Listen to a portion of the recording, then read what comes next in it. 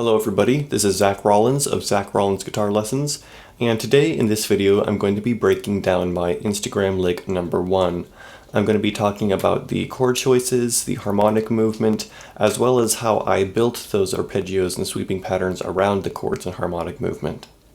So before we do that, let's take a quick look at that clip and then we'll get right into it.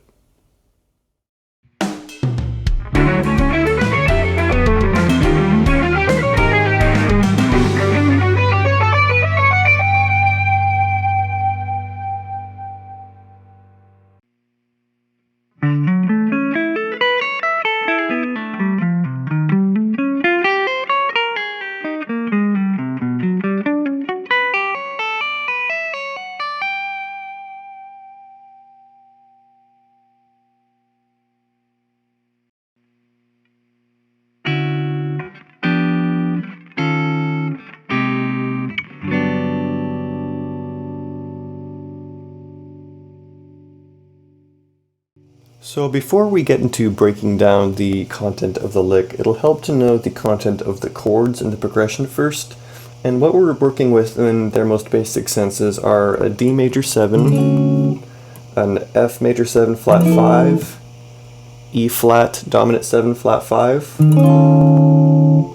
A flat major 7 resolving to a G major 7. Now the particular chords that I use for this arrangement of the lick uses a lot of ninths as well, adding to the sevenths and the flat 5s. So beginning with the D, we're just working with a D major 7 / 9, with the 9 here on the E with that our second finger's fretting. And then we transition to the F major 7 flat 5. This one is actually a /9 /6, so we have the flatted 5th here, we have the 6th here and the 9th here. And that makes for some kind of nice voice leading from here to here. And then the next chord we're working with is this E flat, dominant 7th, flat 5th. An alternate fingering that you could use besides this one right here could be to play it up here. All the same pitches, but just in a different position. And then the shapes that I use for the A flat major 7 is this one right here, again adding another 9th with this note right here.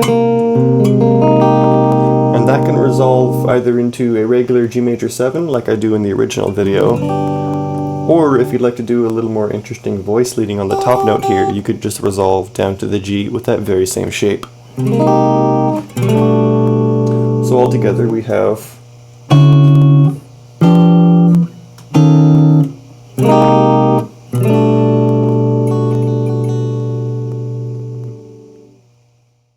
Alright, so now let's take a closer look at how to play this lick. Now this lick has been heavily inspired by some of my favorite jazz fusion players like the great Alan Holdsworth, Frank Gambale, Guthrie Govan, Josh Meader. And in this one I wanted to achieve some large jumps as well as to also very heavily imply the content of the chords that I was playing them over. So the first one is the one we played over the D major 7 shape. And for this one, you're going to want to work on making sure that your hand is nice and open and relaxed when you do that hammer on from the first finger on the 9th fret to the 14th fret. And to make sure that your hand is open as well for that switch to the pinky to the 3rd finger on the 12th, and then finally the first finger on the 9th fret of the 1 string. Now the trick of this, if you haven't practiced this much already in your own sweeping, is that it's not an unbroken sweep, because there are some parts where the legato kind of interrupts and does the work for you before you skip over that string into the next few sections of the sweep. So the next chord starts on the highest note of the arpeggio and then descends, which is a pattern in this particular lick with the upward and downward movement.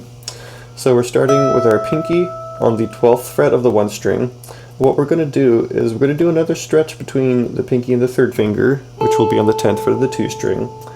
And then we're going to be barring the 9th frets of the 3 and 4 string, and then kind of smoothly rolling off our thumb to be able to pull off from the 9 to the 7, into another big stretch from the 1 to the 2 finger on the 10th fret, then to the pinky on the 13th fret of the 6th string, pulling off to the 8th fret of the 6th string.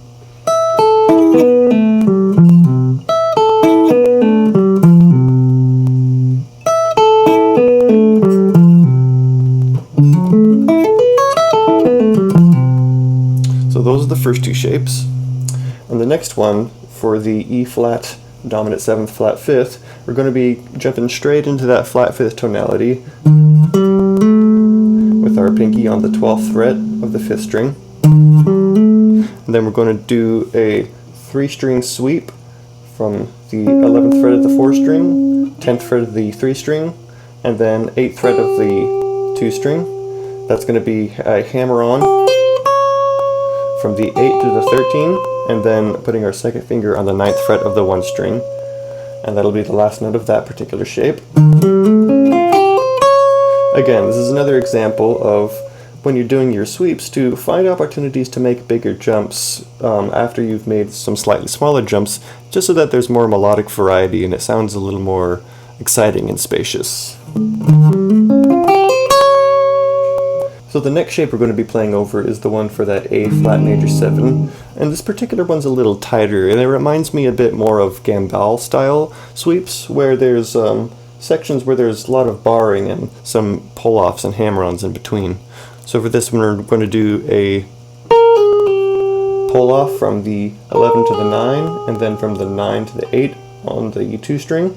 And what you're going to do is you're going to form a bar while you do that, and just sweep across that bar, and then you're going to sweep then into the 11th fret of the 5th string, pulling off, and then ending the sweep still upward on the 8th fret of the 6th string.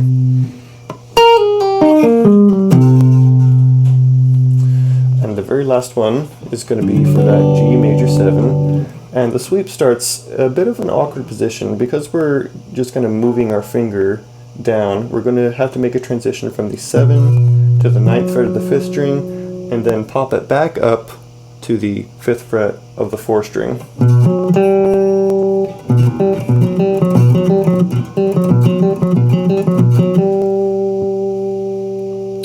And the next part of the sweep is another slight interruption, and what I wanted to do here in particular was to use some more Lydian tonalities. So going from here on the root to the 5th, I wanted to do just a quick little pull off into that flatted 5th, because something I've been noticing with a lot of jazz fusion style sweeps is that it's not just completely upwards movement. It's okay to have little interruptions where you might dip a note down, flat it a bit, and then continue on with the arpeggio, which I think makes it sound very exciting.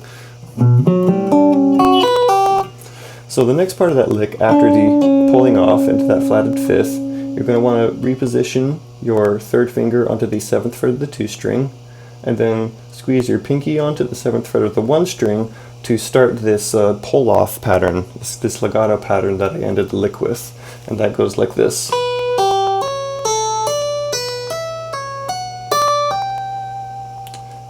And as you notice, you kind of hear another Lydian sound right here. I just wanted to stay with that Lydian tonality to kind of keep with the fusion spirit.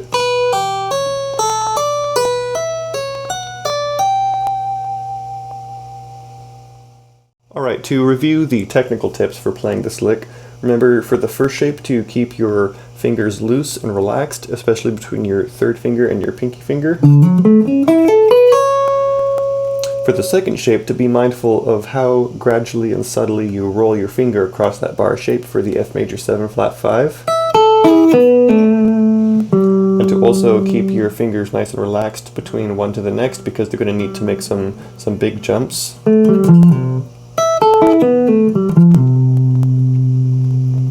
For the next shape, again, keeping that nice relaxation between your pinky and your other fingers so you can make those big jumps. For this one, I would suggest not to go too overzealous on your upward motion.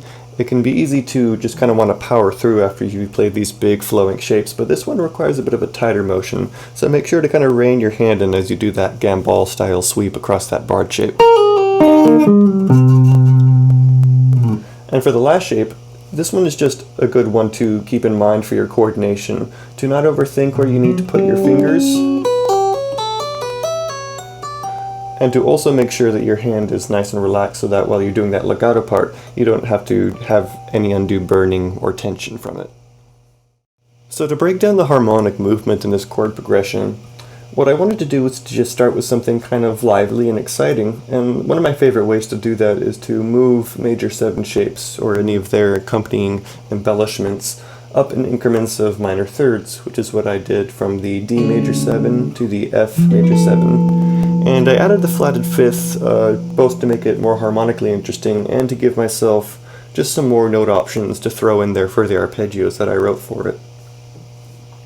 The next thing that I wanted to do was to use a bit of a circle of fourths trick to resolve to a different tonal center. So what I did was move from the F major 7 flat 5 to the E flat dominant 7th with the flat 5th on the top voice. And this is where I start the bass from going from 1 to the 4 in the movement of fourths. So I went from the E flat dominant 7th flat 5 to A flat major 7. And something that I've always found, at least pleasing to my ears, is when you use that movement, it's nice to resolve down just a half step to a chord of the same tonality.